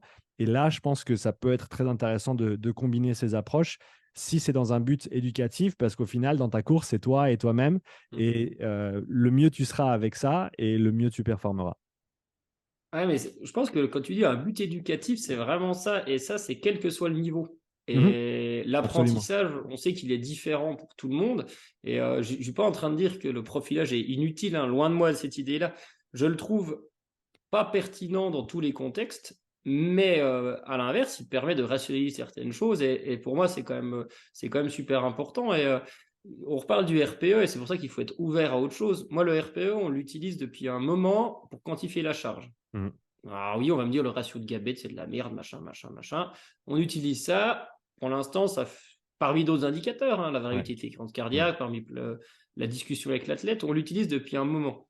Par contre, je l'avais très peu utilisé pour donner une intensité de séance. Mhm. Tu vois ce que je veux dire? Ouais. Et en haltéro, par exemple, ils quantifient beaucoup avec ça.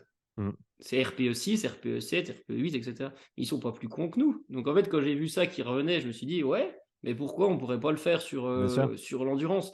Mhm. Et après, tu peux avoir le RPE, tu peux avoir les mots que tu es capable de dire, 2, 3 mots, quatre, Mhm. cinq mots, des Mhm. bouts de phrases. Moi, je donne ça aussi à ça. Tu peux avoir Ouais. plein, plein d'autres options. Mhm. Mais finalement, le profilage est intéressant quand même pour objectiver si on a besoin. Et peut-être que des gens que je coach, dans quelques temps, je vais dire à la chaîne, on descend à Nyon parce que je suis coincé sur quelque chose. Ouais. Et toi, il faut être capable aussi de se remettre en question par rapport à ça. Mhm. Par contre, où il faut être garder mesure sur le haut niveau, je fais une parenthèse, c'est qu'il y a beaucoup la paramètre de Seller qui est remise au goût du jour, Mhm. qui a observé ce qui se faisait à haut niveau. D'accord? Dans toutes les disciplines, à haut niveau. Et c'est important le contexte. Et derrière, on a eu la micro-programmation ou périodisation, en tout cas la planif, est pas importante. Ou en tout cas est surcotée. Et ça, peut-être qu'à haut niveau, et encore, hein, peut-être qu'à haut niveau, ça l'est, que tu fasses 2+1, 3+1, etc. C'est une chose, mais chez les amateurs, ils doivent structurer leur entraînement en fonction de leur rythme de vie. En tout Mhm. cas, la programmation, elle est fondamentale pour Mhm. répartir l'intensité, pour répartir ces Ouais. choses-là. Et j'ai Absolument. vu passer des choses sur les réseaux qui m'ont agacé. Après, j'ai vu quelqu'un de calme. La programmation ne sert à rien. OK. Mais c'est juste la parenthèse. Ce qui se fait au Ouais. niveau n'est pas toujours applicable sur ce qui se fait au niveau en dessous. Non, je suis. Coacher, les gens qui disent ça, coacher quelqu'un qui a 2 gosses, qui bosse toute la semaine et tout, et dites-moi après derrière, bah, programme pas, ça sert à rien. Ouais, vas-y, bah, j'attends de voir. Mais je pense qu'on en revient. on en revient à ce concept de il faut que tu apprennes à maîtriser un modèle avant de vouloir le modifier ou avant Mm. de vouloir le contourner ou faire autre chose. Il y a aussi, il y a aussi cette idée de, comment il s'appelle? Le monsieur qui marchait beaucoup sur les mains et qui faisait des mouvements d'animaux. Ido Euh, Portal. Ido Portal, merci. Mm. Ido qui disait isolate, integrate, improvise. Tu as cette séquence, tu isoles, ensuite tu intègres et ensuite tu improvises. Et au final, c'est ça. D'abord, il faut apprendre à isoler les choses et à bien les maîtriser avant de vouloir faire l'antithèse et de vouloir faire Mm. complètement différemment. Le coach au niveau international, au niveau élite, il fait un petit peu ce qu'il veut et il autorégule au jour le jour les séances avec ses gars. Et selon la séance, le mec, il se pointe, il sait même pas encore ce qu'il va faire. Et ça fonctionne pour, encore une fois, pour certaines populations. Mais je pense que ça nécessite une telle compréhension de tous les paramètres de l'entraînement pour en arriver là, que c'est beaucoup trop simple de dire la programmation, ça sert à rien et il faut y aller au petit bonheur la chance.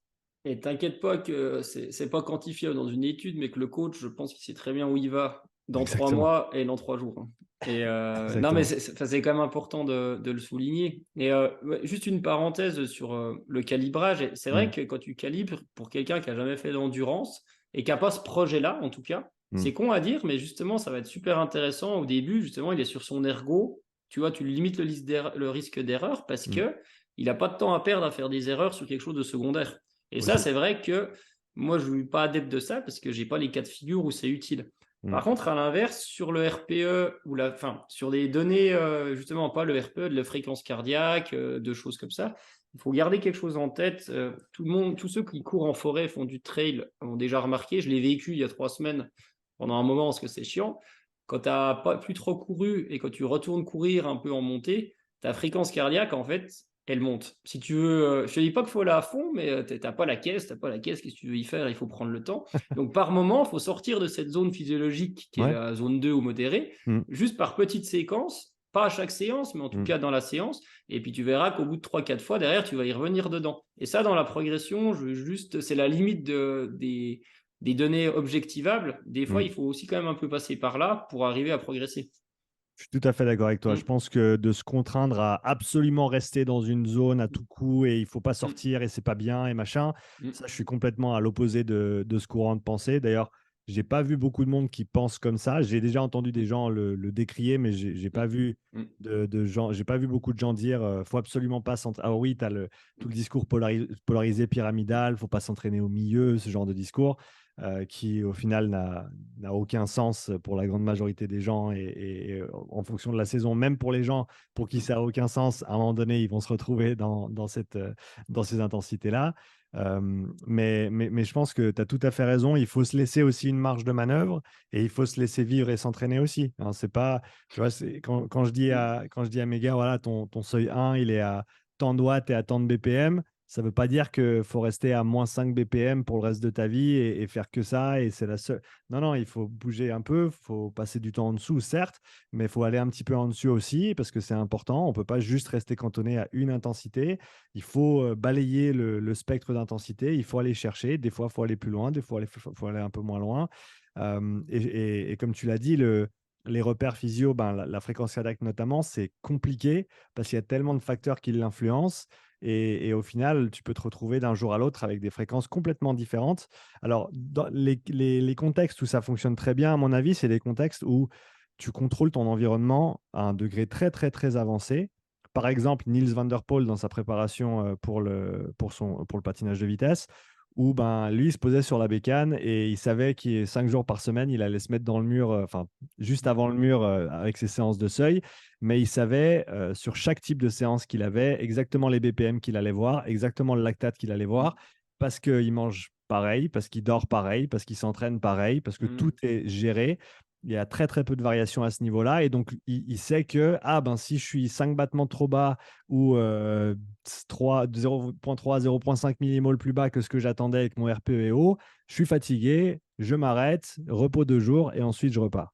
Mais en dehors de contextes ultra contrôlés comme ceux-ci, je pense qu'il faut regarder ces informations, mais il ne faut pas les prendre à prix coûtant. Il ne faut surtout pas se laisser dire « Ah non, c'était tel chiffre, donc je vais absolument faire tel chiffre » parce qu'on en revient à la personne qui veut absolument suivre le programme exactement comme il est écrit, au watt près, parce que c'est comme ça qu'il est écrit et je dois absolument suivre le programme. On n'est pas des machines, on est des organismes extrêmement complexes qu'on ne comprend même pas encore. Et au final, il faut regarder ces indicateurs, mais il ne faut pas qu'ils nous pourrissent la vie et il ne faut pas qu'ils nous régissent. Faut pas qu'ils régissent complètement la manière dont on opère parce que ça reste des modèles qui sont faux, mais qui sont utiles, mais il faut simplement bien les utiliser. Ouais, mais c'est marrant ce que tu dis. Je donne souvent une anecdote. On ne sait pas réellement pourquoi il y a plusieurs groupes sanguins. Alors de là, non mais on sait qu'il y en a plusieurs, mais on ne sait pas réellement l'utilité de ça. Mm. Alors de là à aller dire c'est A plus B, ça va donner C, c'est vraiment compliqué. Et Ouais, l'exemple de Van Den Poel que tu donnes, tu avais fait aussi une vidéo là-dessus. Pour moi, c'est top parce que c'est, comment dire, il explique comment il a fonctionné dans son contexte précis, mais voilà. on doit se dire, ok, lui, il a fait ça. Si lui qui s'entraîne beaucoup, par exemple, il fait beaucoup de basse intensité, machin, s'il y a quand même une raison.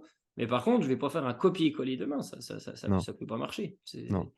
Et c'est souvent l'erreur, moi, pour coacher à haut niveau, sur des gens qui ont du statut de haut niveau et à niveau amateur.